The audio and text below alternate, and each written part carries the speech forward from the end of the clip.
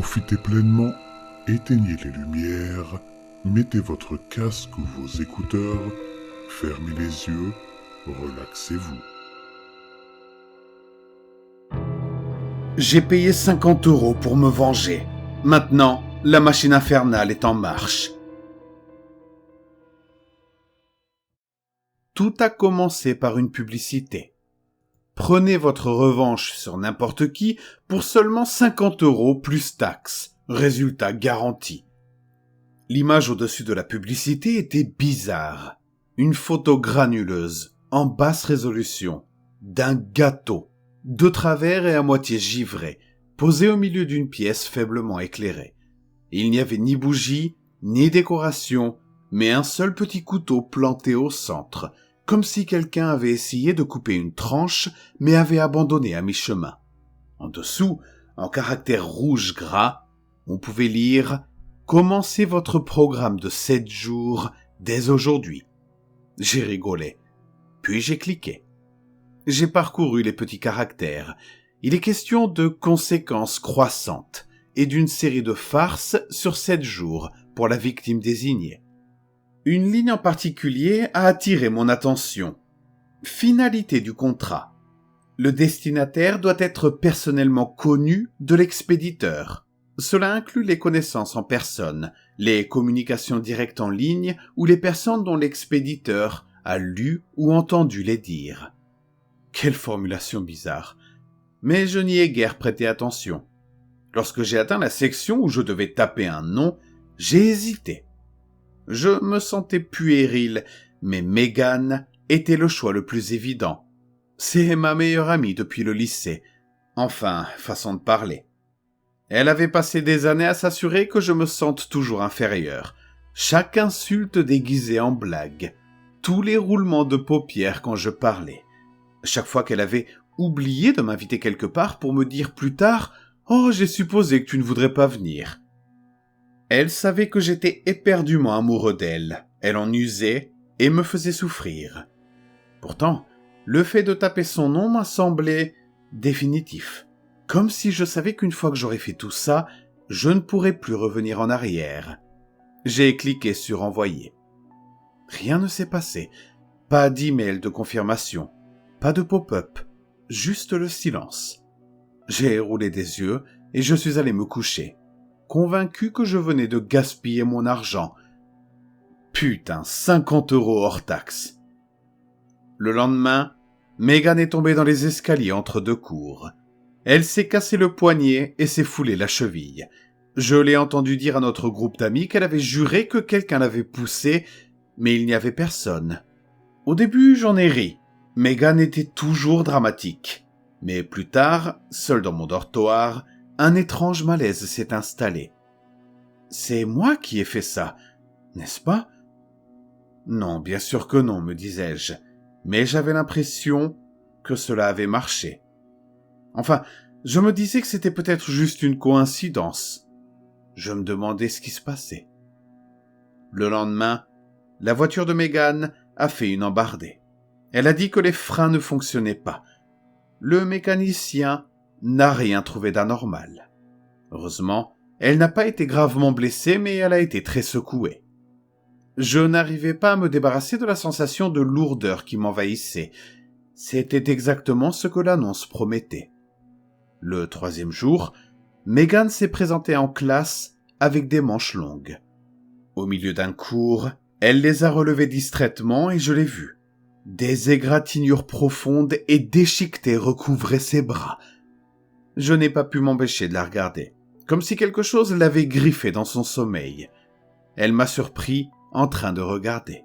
« Je ne sais pas ce qui se passe », m'a-t-elle marmonné. « Je crois que je suis en train de perdre la tête », a-t-elle ajouté. Sa voix était différente, effacée, effrayée. Je voulais lui dire que j'étais désolé, mais je ne savais pas à qui je devais m'excuser, à elle ou à moi-même. Le 4e jour arrive. Je suis passé devant son dortoir et la porte était ouverte. Les gens étaient rassemblés autour d'elle et chuchotaient. J'ai jeté un coup d'œil à l'intérieur. Menteur, voleur, Les mots étaient peints à la bombe sur les murs, en ligne irrégulière. Sa colocataire a juré que Megan n'avait pas quitté son lit de toute la nuit. La porte avait été fermée de l'intérieur. 5e jour, c'était pendant les cours. Megan a toussé, puis elle s'est étouffée, puis a vomi. Est-ce qu'elle a vomi? Des dents. Mais pas les siennes. Sa bouche était encore pleine. Les dents qu'elle a vomies étaient jaunes, cassées, en miettes. Comme si elle les avait arrachées à des dizaines de personnes différentes. Elle a hurlé, j'ai failli le faire aussi. Cette nuit-là, je suis resté éveillé, fixant mon ordinateur portable, tremblant. Qu'est-ce que j'avais bien pu faire? Le 6e jour, Morgane n'est pas venue en classe. Quand j'ai fini par la voir, elle était recroquevillée dans la salle commune, se balançant d'avant en arrière, les yeux rivés sur des choses que personne d'autre ne pouvait voir. Ses cheveux étaient devenus blancs par plaques. Elle sentait la pourriture. Elle ne parlait pas. Je ne pense pas qu'elle puisse encore le faire. 7e jour, ils l'ont trouvée dans les douches du dortoir, recroquevillée dans un coin, la bouche ouverte, dans un cri silencieux. Personne ne pouvait expliquer comment l'eau avait été assez chaude pour faire bouillir la peau et les os. Je ne pouvais plus respirer, tout était de ma faute. J'ai vérifié mon relevé bancaire, l'estomac noué. Le prélèvement sur le site internet était toujours en attente, mais il était désormais accompagné d'une note. Paiement en cours. Veuillez désigner le prochain bénéficiaire. J'ai cliqué sur la transaction. Une page web s'est affichée. Oh non, putain. Vous devez désigner quelqu'un. Le signe de 7 jours recommencera. Si aucun nom n'est soumis, le cycle reviendra à l'expéditeur initial. J'ai eu froid dans le dos. Non.